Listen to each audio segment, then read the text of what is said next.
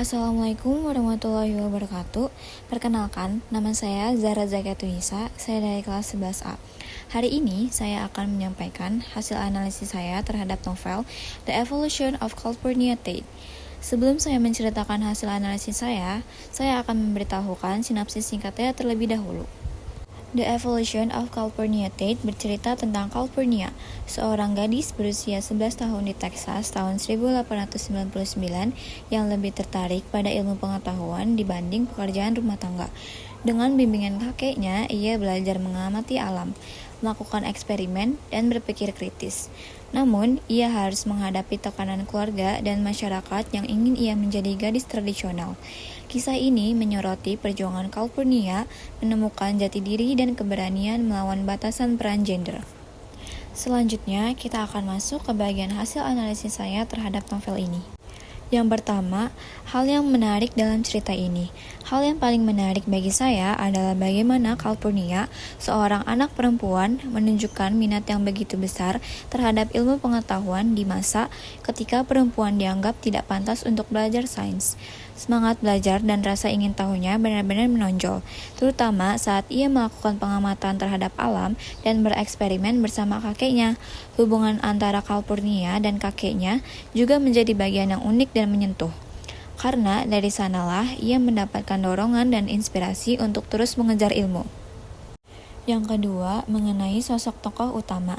Secara fisik, Calpurnia digambarkan sebagai anak berusia 11 tahun yang aktif dan suka menjelajah alam di sekitar rumahnya. Sementara dari sisi watak, ia memiliki beberapa sifat penting yang menonjol. Ia sangat ingin tahu, terbukti dari kebiasaannya bertanya tentang alam dan hal-hal ilmiah. Ia juga berani karena tidak takut berbeda dari gadis-gadis lain di zamannya. Selain itu, Calpurnia mandiri dan cerdas. Ia tidak ragu mencoba hal-hal baru serta gemar membaca buku-buku ilmiah.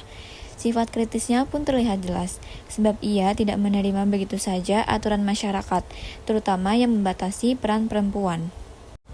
Yang ketiga, masalah yang dibahas dalam cerita.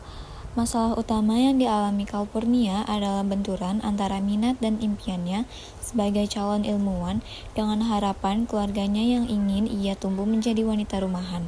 Ibunya mendorong Calpurnia untuk menguasai keterampilan domestik seperti memasak dan menjahit. Padahal yang ia inginkan adalah belajar meneliti dan menekuni sains bersama kakeknya. Hal ini mencerminkan adanya tekanan sosial dan budaya pada masa itu yang membatasi perempuan hanya pada urusan rumah tangga. Keempat, penilaian saya terhadap cerita ini. Menurut saya, The Evolution of Calpurnia Tate adalah cerita yang sangat inspiratif dan mendidik, terutama bagi remaja yang sedang mencari jati diri.